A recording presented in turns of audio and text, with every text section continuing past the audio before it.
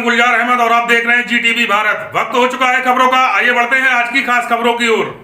मैं बहन जी का बहुत सम्मान करता हूं, लेकिन उनकी नीतियों के खिलाफ जिस तरह से उन्होंने बीजेपी को वॉकआउट दिया है, उसका नुकसान बहुजन समाज को उठाना पड़ेगा। मुझे आप सभी आप बस मात्र इतना बता दीजिए कि उत्तर प्रदेश के जो वर्तमान मुख्यमंत्री हैं वो बीजेपी के सबसे ताकतवर नेता है, तो विपक्ष ने सबसे ताकतवर नेता कौन सा उतारा है उनके खिलाफ? मैं तो चाहता हूं, मैं तो सम्मान करता हूं अखिलेश जी का, बड़े भाई हैं, मैं सम्मान करता हूं, बहन जी का भी सम्मान करता हूं। उनमें से कोई हिम्मत दिखाए वहां जाकर उनके खिलाफ लड़े, और अगर नहीं लड़ सकते हैं तो उनको वॉकआउट देने का काम ना करें। तो फिर भी मैं उनका धन्यवाद करता हूं कि वो अपने प्रत्याशी को उतारें और हम जनता के भरोसे जाएंगे और हम लड़ेंगे। दूसरा, उत्तर प्रदेश में विधानसभा चुनाव है। अब से 2 दिन पहले मेरठ में हमने एक गठबंधन का ऐलान किया था, और जैसे वो गठबंधन की सूचना आगे बढ़ी तो बाकी साथियों को भी ये विश्वास हुआ कि अब सामाजिक न्याय का जो मोर्चा बना है उस मोर्चे में हम लोग भी शामिल होके और अपने साथियों के साथ खड़े होके इस आंदोलन को आगे बढ़ाएंगे। और आज सामाजिक परिवर्तन मोर्चा जो है, इस नाम से अपने सभी साथियों को साथ लेके हमने ये गठबंधन बनाया है। मैं इसमें जो पार्टियां प्रमुख रूप से शामिल हुई हैं, क्योंकि उन सबके नाम लेने बहुत जरूरी है, तो मैं इसकी सूचना आपके माध्यम से दे रहा हूं।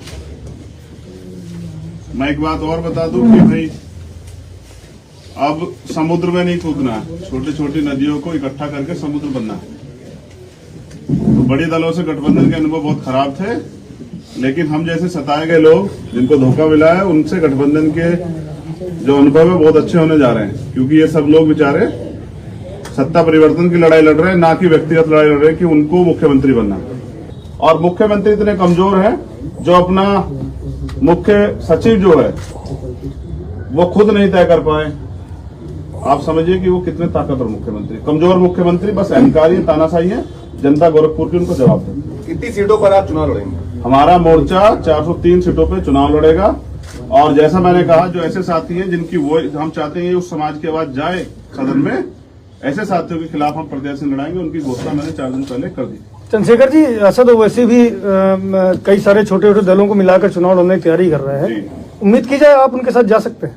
देखिए, मैंने कहा कि स्थापित दलों से मेरे अनुभव बड़े खराब रहे हैं, तो मैं अब जिन लोगों को नकार दिया गया उन्हीं लोगों को लेकर आगे बढ़ना चाहता हूं, क्योंकि अब ये लड़ाई आत्मसम्मान की और हमें अपने पैरों पे खड़ा होना है। तो वैसे का दल उसमें आता है कि नहीं? बैसाखियों का सहारा लेना अब छोड़ दिया है, तय कर लिया कि बैसाखियों के सहारे नहीं चलेंगे, अपनी मेहनत के भरोसे चलेंगे। आप भी जानते हैं कि हमने पिछले 5 साल काम किया। एक व्यक्ति आप बता दो जिसने हमारे मुकाबले काम, बस आप मुझे इसलिए नकार सकते हैं कि ना मेरे पिताजी मुख्यमंत्री हैं, ना मेरी बुआ मुख्यमंत्री है, ना ही कोई मेरा रिश्तेदार जो है राजनीति में बड़े उच्च पद पे है। अदरवाइज अगर आप ये तय करें कि लीडर कैसा होना चाहिए, काम कैसा होना चाहिए, संघर्ष कैसा होना चाहिए, तो 5 साल में आप मुझे नहीं नकार पाओ, क्योंकि 2.5 साल मैंने जेल काटी है और मेरा व्यक्तिगत लड़ाई नहीं थी, सिर्फ बहुजन समाज के हितों की रक्षा की लड़ाई थी। और जब जहां जिसको मेरी जरूरत थी मैं वहां खड़ा हुआ। सीएम कैंडिडेट घोषित करेंगे? देखिए, आपके मोर्चे से कोई घोषित होगा सीएम कैंडिडेट? ये जो है गठबंधन के जो हमारा शीर्ष नेतृत्व वो तय करेगा। हमने एक पूरा कमेटी बनाई है। मेरे बाद जब आपके सवाल हो जाएंगे तो उसको निर्णायक रूप में हमारे जो गठबंधन के सहयोगी साथी हैं, हमारे सीधे साथी, वो रखेंगे। इस गठबंधन का क्या नाम है और कितनी पार्टियां हैं अब तक? अभी तक 35 पार्टियां हैं और सामाजिक परिवर्तन मोर्चा इस गठबंधन का नाम है, क्योंकि सत्ता तो सबको मिली है, लेकिन आज भी इस देश में गैर बराबरी नहीं खत्म हुई। आज भी यहाँ जाति, धर्म और पैसा, पावर देख के सम्मान मिलता है। मेहनत कश काम करने वाली कौम जो है, या मेहनती जो लोग हैं, हाथ के दस्तकार जो लोग हैं, उनको सिर्फ नकार दिया जाता है इस वजह से क्योंकि उनके पास पैसा, पावर नहीं। तो अब इसको बदलना पड़ेगा। ऐसी भ्रष्ट राजनीति में हम लोग काम नहीं करना चाहते, और ये परिवर्तन का समय है। 21वीं सदी डॉक्टर अम्बेडकर कह गए थे कि वो हमारी है, इस देश के ताकतवर होने के समय। बीजेपी ने इस देश को आर्थिक रूप से, सामाजिक रूप से, राजनीतिक रूप से और बांटने का काम किया है, इसलिए उनके खिलाफ ये मोर्चा विकल्प बनेगा।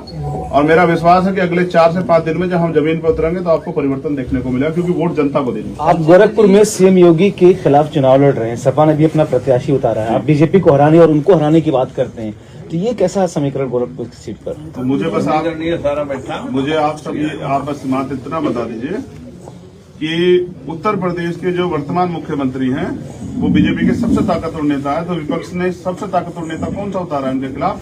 मैं तो चाहता हूं, मैं तो सम्मान करता हूं अखिलेश जी का, बड़े भाई हैं, मैं सम्मान करता हूं, बहन जी का भी सम्मान करता हूं। उनमें से कोई हिम्मत दिखाए वहां जाके उनके खिलाफ लड़े, और अगर नहीं लड़ सकते हैं तो उनको वॉकआउट देने का काम ना करें। तो फिर भी मैं उनका धन्यवाद करता हूं कि वो अपने प्रत्याशी को उतारें, और हम जनता के भरोसे जाएंगे। हम अगर प्रत्याशी उतारते हैं तो आप बैठ जाएंगे, अगर वो प्रत्याशी उतारते हैं। देखिए, अगर वो अमिताभ ठाकुर साहब की तरह मुझे गिरफ्तार करेंगे तो मैं जेल से चुनाऊंगा।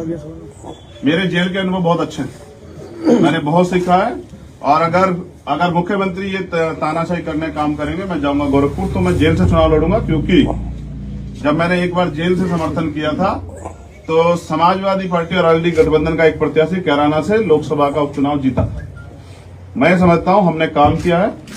अभी तक हमें अवसर नहीं मिला था चुनाव लड़ने का। जब हम चुनाव लड़े, पहला चुनाव बुलंदशहर उपचुनाव, तो हम तीसरे नंबर की पार्टी थे, समाजवादी आरएलडी गठबंधन 5वें नंबर पे था, कांग्रेस 4थे नंबर पे थी। बस इसलिए नकारा जा रहा है क्योंकि उनको पता है कि अगर ये व्यक्ति खड़ा होगा तो आप जो आज लुभावने वादे कर रहे हैं, कल इनको पूरा नहीं करेंगे, और ये जनता के बीच रहेगा, आपकी तरह जो है महलों में नहीं छिपेगा, तो फिर ये आपसे जवाब मांगेगा, और जवाब वो देना नहीं चाहते। चंद्रशेखर जी, ये चंद्रशेखर जी, गोरखपुर कहा जा रहा है जी। क्या आप अखिलेश यादव जी के खिलाफ कोई प्रत्याशी उतारेंगे मैदान? नहीं, मैं चाहता हूं वो सदन में जाएं, तो मैं उनके खिलाफ प्रत्याशी नहीं उतारूंगा, और मैं गठबंधन के साथियों से अनुमति लूंगा कि उनके खिलाफ प्रत्याशी ना हो। चंद्रशेखर जी, गोरखपुर से अगर सपा अपना प्रत्याशी उतारता है योगी के खिलाफ, तो आप बैठेंगे या लड़ेंगे? मैं बैठने का काम तो करता ही नहीं। पिछली बार हुआ क्या था, जब मैं प्रधानमंत्री के खिलाफ लड़ने गया, माननीय काशीराम साहब को आदर्श मान के, तो बहन जी ने एक ट्वीट कर दिया था। मैं बहन जी का बहुत सम्मान करता हूं, लेकिन उनकी नीतियों के खिलाफ जिस तरह से उन्होंने बीजेपी को वॉकआउट दिया है, उसका नुकसान बहुजन समाज को उठाना पड़ेगा। मैं आपके सवाल का जवाब देने से पहले ये स्पष्ट करूं कि ना मैं अखिलेश जी का बहुत सम्मान करता हूं, लेकिन आप ये सोचिए, क्या अखिलेश जी को चुनाव के बाद कोई छू सकता है? ये बहन जी को छू सकता है? ना हम छूने देंगे। लेकिन जो आम पिछड़े वर्ग के लोग हैं, जो आम गरीब वर्ग के लोग हैं, आम जो दलित समाज के लोग हैं, उनको जो 5 साल सहना पड़ेगा इनकी गलतियों की वजह से, उसकी जिम्मेदारी कौन लेगा? उनके साथ जो अन्याय होगा, सरकार करेगी भर्ती में घोटाले और हक मांगने पे लाठियों से पीटेगी, तो उनकी जिम्मेदारी कौन लेगा? मैं नेताओं से ज्यादा उस समाज की चिंता कर रहा हूं, अपने पिछड़े समाज की, दलित, शोषित, वंचित, मुस्लिम और जो अन्य धार्मिक हैं, उन भाइयों की बात कर रहा हूं, उन परिवारों की बात कर रहा हूं जिन्होंने अन्याय सहा, और आज की व्यवस्था में न्याय न मिलने के कारण वो बेचारे खून के आंसू पी के बैठ गए इस सहारे से कि कुदरत उनको न्याय देगी। तो मैं समझता हूं कि ये बैठने का काम नहीं है, लड़ने का काम है। क्या तो जो अपनी अपनी पार्टी के राष्ट्रीय अध्यक्ष क्या तो वहां लड़ने जाएं, और लड़ने जाएंगे तो फिर वो ये भी तय करें, जैसा मैंने कहा कि उनके पास उनके खिलाफ लड़ने के मुद्दे क्या हैं। मैंने तो 5 साल उनके पास, मेरे में इतना बड़ा चिट्ठा है, जब मैं जाके वहां जनता के सामने रखूं। मैंने कल भी कहा था कि जाति के कारण हो सकता है 2 जातियों के लोग मुझे वहां वोट ना करें, लेकिन बाकी शूद्र वर्ण के लोग मुझे वोट भी करेंगे और मुझे चाहेंगे भी कि मैं हरा के इनको जाऊं। और इतिहास गवाह है कि हमने पहले भी यहाँ इस देश में बड़े बड़े तानाशाहों को हारते देखा, और तानाशाह छोड़िए, वर्तमान प्रधानमंत्री, वर्तमान मुख्यमंत्री को भी हमने हार देखा। प्रधानमंत्री इंदिरा गांधी जी भी हारी एक क्रांतिकारी राजनारायण सिंह जी से, और अर्जुन सिंह जी हारे बाबू सुखलाल कुशवाहा जी से मध्य प्रदेश में। तो हमने तो बहुत बड़े बड़े लोगों को, और हमने कल भी अभी परसों बताया था कि 3 बार की मुख्यमंत्री, 15 साल की मुख्यमंत्री शीला दीक्षित जी हारी थी दिल्ली में। तो अगर आप ये सोच रहे हैं कि भाई मेरे पीछे बड़ा कोई टैग नहीं है इसलिए मैं नहीं जीतूंगा, तो ये आप गलतफहमी पाल रहे हैं।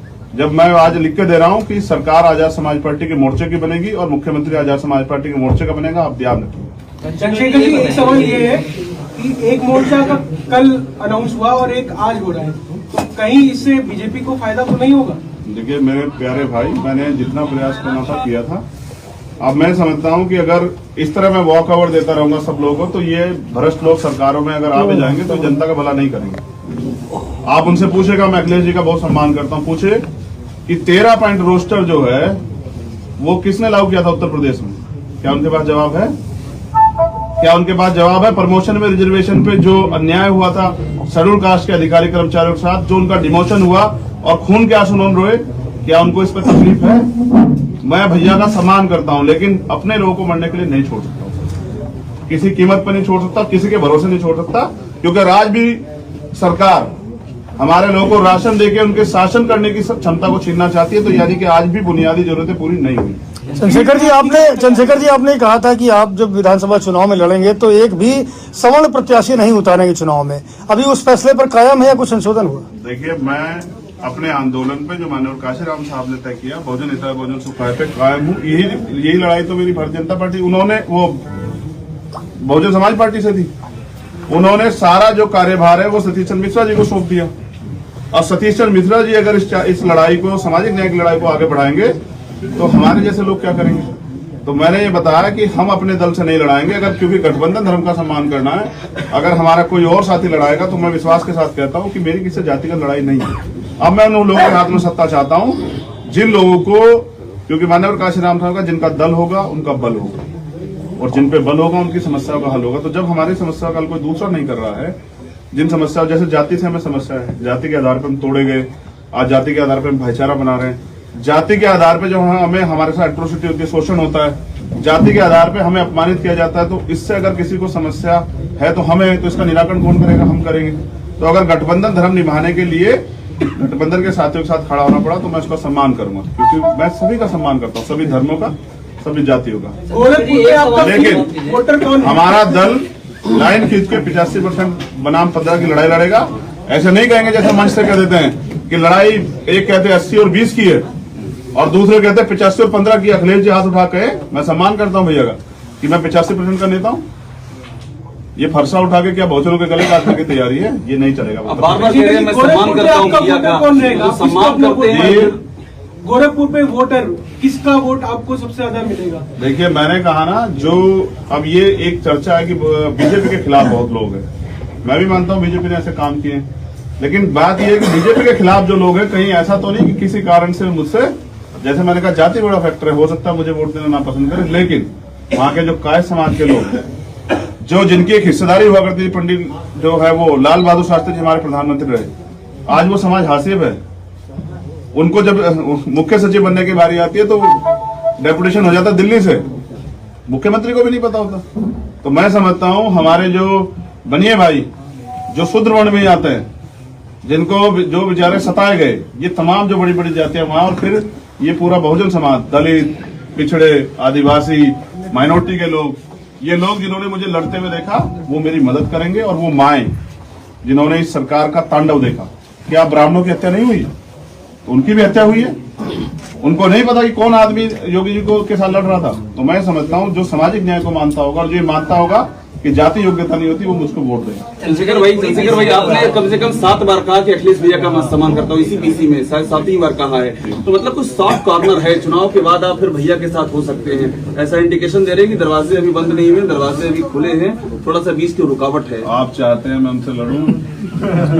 मैं आपसे हाथ जोड़ रहा हूं, मेरी लड़ाई उनसे नहीं है। मैं तो पहले कह चुका, मुझसे ज्यादा स्वाभिमानी आदमी जो अपने स्वाभिमान को ताक पे रख के बीजेपी को हराने के लिए उनके पास गया था, और मेरे साथ और भी ठगे हुए लोग बैठे हुए हैं, वो सब लोग इस बात को जानते हैं, मैं अकेला नहीं हूं। लेकिन मुझे अब उनसे कोई शिकायत नहीं। मैं तो उनके लिए उनकी दीर्घायु की मंगल कामनाएं करता हूं, उनसे कहता हूं वो अच्छी तरह लड़े, और सबको लड़ने का अधिकार है। लोकतंत्र इसकी खूबसूरती तो यही है ना। अब आप देखिए, मौर्य जी समाजवादी पार्टी में है और उनकी बेटी बीजेपी में, तो समझिए मैं क्या क्या कह रहा हूं आपको। लोकतंत्र की खूबसूरती है कि जिसका जहां दिल करे वो वहां जाके लड़े। तो हमारा दिल मिल गया है।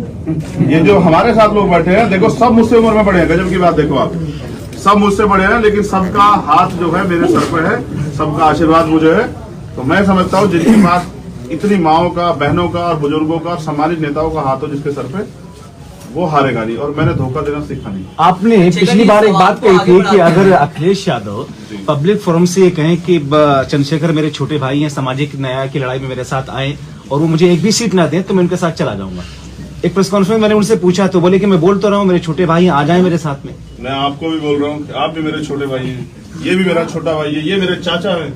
नहीं, आपने और कहा ये था ना, मेरे इसी में एक सवाल मेरा भी है कि आपने ओम प्रकाश राजभर को हमेशा बड़ा भाई माना है और ये भी कहा है कि जैसा वो कहेंगे वैसा हम करेंगे। तो आपने सामाजिक परिवर्तन मोर्चा बनाया था, क्या उनसे बात हुई आपकी? देखिए, जैसा पहले भाई ने सवाल पूछा, तो ऐसा ही मैं कह रहा हूँ, आप भी मेरे भाई हैं, ये भी मेरे चाचा हैं, ये भी मेरे भाई हैं, मैंने सम्मान की बात की थी, तंज की बात नहीं की थी। हाँ, उसी पॉजिटिव नोट पे उन्होंने कहा कि मैं कह रहा हूँ कि मेरे भाई यहाँ आए साथ में। मैं फिर कह रहा हूँ कि लड़ाई तो स्वाभिमान सम्मान की है, तो हम बीजेपी के खिलाफ भी लड़े। अगर वो एक बार फिर से बोल देते कि वो मेरे छोटे भाई आ जाए मेरे अब ये साथ, तो ये खत्म कर गठबंधन लेंगे। सोचेगा, गठबंधन के नेता जो आदेश करेंगे हम उसका सम्मान करेंगे। एक सवाल इधर से- लोकतांत्रिक, आपको पता है उन्होंने एक चीज क्या कही थी कि चंद्रशेखर ने किसी को फोन किया।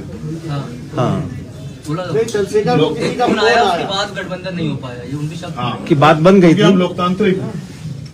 आपने जिस फैसले के साथ हम आपके पास आए, जिस प्रस्ताव के साथ, और आप उससे ना के बराबर चले जाए। जैसे मैं आपको कहता हूँ कि आप जिस भी मीडिया में काम कर रहे हैं, आपको वहाँ 30,000 रुपए सैलरी मिल रही है, मैं आपको 50,000 रुपए दूंगा, और आप मेरे पास आ जाए और आप कहेंगे सर मैं आ गया काम करने, और मैं आपसे कहूँ कि 2,000 रुपए दूंगा, करना है तो कर लो, तो शायद आपको भी ये ना के बराबर प्रस्ताव स्वीकार नहीं होगा। तो इसलिए मैंने वहां पूछा भीम आर्मी के जो हमारे नेता राष्ट्रीय कोर कमेटी के, आजाद समाज पार्टी के, कि अब ये प्रस्ताव चेंज हो गया है, अब आपका क्या आदेश है? तो उन्होंने मुझसे कहा कि फैसला आपका है। तो मैंने स्वाभिमान के साथ समझौता नहीं। तो मतलब उन्होंने आपके साथ छल किया, धोखा दिया। मैं तो कह चुका हूं, 50 सीटों की मांग की थी। आप मेरे जख्म कुरेद रहे हैं। आप उन्होंने आपको धोखा दिया ना, ये हम मतलब निकालें। मैं तो कह चुका हूँ, उन्होंने 2 सीटों का नाम भी लिया, गाजियाबाद और एक और सीट का नाम लिया, ऑफर किया था, उन्होंने ऑफर एक्सेप्ट नहीं किया, फिर उनके पास एक कॉल आता है, उसके बाद उनका मूड चेंज हो जाता है। वो कॉल किसका था, क्या आप बता सकते हैं? तो कॉल भीम आर्मी के हमारे लीडरशिप का था, जिनको हमें बताना था, क्योंकि चंद्रशेखर तो सिर्फ आजाद समाज पार्टी भीम आर्मी का एक कार्यकर्ता, इस गठबंधन का भी एक सिपाही है। हम बहुत अहंकारी नहीं है भाई। एक प्राइमरी स्कूल के हेडमास्टर के बेटे अपनी हैसियत जानते हैं, और कहां से उठता है आप आइडिया नहीं लगा सकते। इस लखनऊ में मैं घूमा हूं पैदल पैदल, और यहाँ मैंने कल अपने साथियों को बताया कि शौचालय है। वहां मैं जब रैली में आता था ना बहुजन समाज पार्टी की, तो वहां मैं नहाने जाया करता। 10 रुपए में एक साबुन की टिक्की देते थे, कपड़े अपने लेके आता तो वहां नहाने जाता था। तो आज तो मेरी हैसियत मेरे समाज ने इतनी बनाई कि मुझे यहाँ रहने के लिए उन्होंने एक मकान भी दे दिया कि आप यहाँ रह लो, और मेरे गोरखपुर जाने से पहले उन्होंने मेरे लिए वहां मकान की व्यवस्था कर दी। तो मैं तो धन्यवाद करता हूँ समाज का। मैं फिर कह रहा हूँ कि उससे बड़ी बात मैंने उनको दोहरा के दी थी कि आप सह सम्मान बुलाओ ना, तो सिर्फ लड़ाई तो स्वाभिमान सम्मान की है ना। कल जब इलेक्शन में का रिजल्ट आ जाएगा, फिर आपको कहाँ ढूंढेंगे बताइए ना। ये जनता जिसने 5 साल मार खाई है, जिसने महंगाई की मार झेली है, ये जनता आपको कहाँ मिलेगी? नहीं मिलेंगे नेताजी, मिलेगा तो चंद्रशेखर आजाद नहीं पहुंच सकते।